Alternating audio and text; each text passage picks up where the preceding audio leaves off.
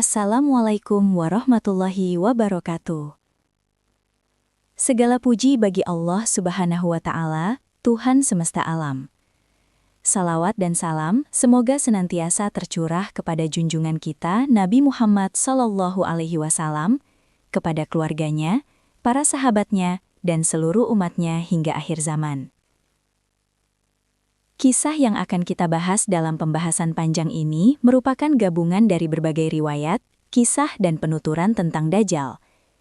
Mulai dari awal kelahirannya, perjalanan hidupnya, fitnah besar yang akan ditimbulkannya, hingga akhir kehancurannya di tangan Nabi Isa alaihissalam, serta peristiwa besar setelahnya, termasuk kemunculan Ya'juj dan Ma'juj. Perlu kita pahami sejak awal bahwa banyak perbedaan pendapat di kalangan ulama mengenai detail sejarah Dajjal. Hal ini wajar, karena kita tidak menyaksikan langsung kejadian tersebut, dan banyak kisah bersumber dari hadis, asar, serta penafsiran ulama terhadap nas Al-Quran dan Sunnah. Namun, satu hal yang pasti, fitnah Dajjal adalah fitnah terbesar yang pernah ada sejak penciptaan Nabi Adam hingga hari kiamat, sebagaimana ditegaskan oleh Rasulullah Sallallahu Alaihi Wasallam. Dajjal adalah manusia, bukan jin. Dajjal bukanlah jin, bukan pula makhluk gaib dari alam lain. Ia adalah manusia, sebagaimana manusia lainnya. Akan tetapi, Allah Subhanahu wa Ta'ala menangguhkan ajalnya, sebagaimana Allah menangguhkan kematian iblis hingga hari kiamat. Dajjal dilahirkan dari ayah dan ibu manusia, berasal dari keturunan yang dikenal dalam sejarah kaum Bani Israel. Sejak kecil, Dajjal sudah menunjukkan tanda-tanda keanehan. Rambutnya kusut, salah satu matanya cacat, dan tabiatnya sangat menyimpang. Ketika masyarakat di kampung asalnya menyadari keanehan dan keburukan perilakunya, mereka pun bersepakat untuk mengusir keluarganya. Ayah dan ibunya kemudian berpindah ke sebuah daerah pedalaman, hidup terasing dari masyarakat. Proses kelahiran Dajjal yang menyimpang. Ayah Dajjal dikenal sebagai penjaga kuil, sementara ibunya bergaul dekat dengan para pendeta kaum mereka. Dalam kisah ini diceritakan bahwa iblis menjelma menyerupai seorang pendeta, menyesatkan sang ibu melalui mimpi-mimpi dan bisikan. Iblis membujuknya untuk melakukan ritual pemujaan di hadapan patung anak lembu, hingga pada akhirnya melalui perbuatan yang sangat keji dan melanggar fitrah, sang ibu mengandung. Anak yang lahir dari kandungan tersebut adalah Dajjal, seorang bayi dengan tanda-tanda keanehan yang luar biasa. Sejak kecil, ia sudah menunjukkan kecerdasan yang tidak wajar, namun digunakan untuk keburukan. Ketika masyarakat mengetahui hakikat Dajjal, mereka bersepakat untuk membunuhnya dengan cara dihanyutkan ke laut. Namun, Allah Subhanahu wa Ta'ala memiliki takdir lain. Allah memerintahkan malaikat Jibril alaihissalam untuk menyelamatkan Dajjal.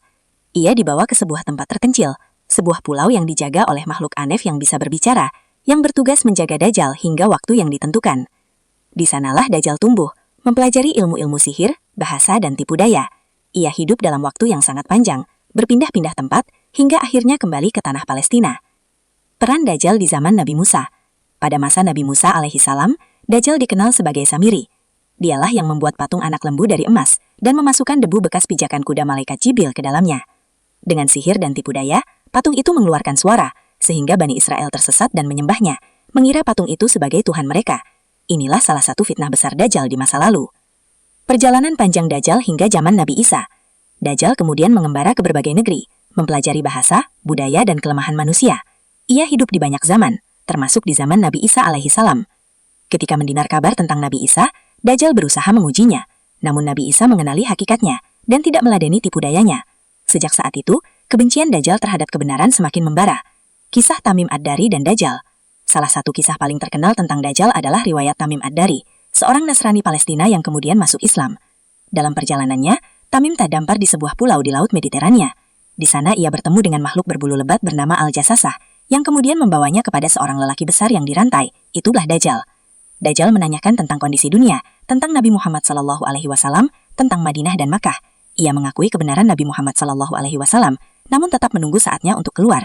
Rasulullah SAW membenarkan kisah Tamim Ad-Dari di hadapan para sahabat, sebagai peringatan bahwa Dajjal benar-benar ada dan sedang menunggu waktu keluarnya. Keluarnya Dajjal di akhir zaman. Dajjal akan keluar setelah dunia mengalami 3 tahun kemarau dahsyat. Pada tahun pertama, hujan berkurang 1/3. Tahun kedua, hujan berkurang 2/3. Tahun ketiga, tidak ada hujan sama sekali. Manusia, hewan dan tumbuhan mengalami kelaparan luar biasa.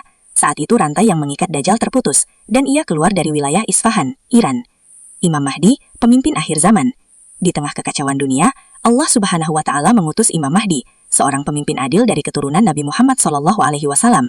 Namanya Muhammad bin Abdullah, sebagaimana sabda Rasulullah SAW. Ia akan memimpin umat Islam selama 7 atau 9 tahun, menegakkan keadilan setelah dunia dipenuhi kezaliman. Imam Mahdi tidak muncul atas keinginannya sendiri, melainkan Allah memperbaikinya dalam satu malam, lalu menjadikannya pemimpin umat. Turunnya Nabi Isa dan terbunuhnya Dajjal. Ketika Dajjal menyebar fitnah ke seluruh penjuru dunia, Allah menurunkan Nabi Isa alaihissalam di Menara Putih sebelah timur Damaskus. Nabi Isa mengejar Dajjal hingga ke Bablut, Palestina. Saat Dajjal melihat Nabi Isa, tubuhnya meleleh seperti garam terkena air. Dengan izin Allah, Nabi Isa membunuh Dajjal, mengakhiri fitnah terbesar sepanjang sejarah manusia, kehidupan damai dan munculnya Ya'juj dan Ma'juj. Setelah Dajjal terbunuh, dunia mengalami kedamaian dan kemakmuran luar biasa. Namun setelah beberapa tahun, Allah melepaskan Ya'juj dan Ma'juj, bangsa perusak dari keturunan Nabi Nuh. Mereka keluar dari benteng yang dahulu dibangun oleh Zulkarnain, menyebar kerusakan di muka bumi. Atas doa Nabi Isa, Allah membinasakan mereka dalam satu malam, akhir zaman dan penutup. Setelah semua peristiwa besar ini, Nabi Isa hidup di bumi selama 40 tahun, kemudian wafat seperti manusia lainnya. Dunia kemudian hanya dihuni oleh manusia-manusia paling buruk, hingga akhirnya sangkakala ditiup, dan kiamat pun terjadi. Penutup, semua kisah ini adalah peringatan bagi kita, agar memperkuat iman, menjauhi fitnah, dan selalu berpegang pada Al-Quran dan Sunnah. Semoga Allah Subhanahu wa Ta'ala melindungi kita dari fitnah Dajjal, menjadikan kita termasuk hamba-hambanya yang teguh hingga akhir hayat. Wallahu a'lam bishawab. Wassalamualaikum warahmatullahi wabarakatuh.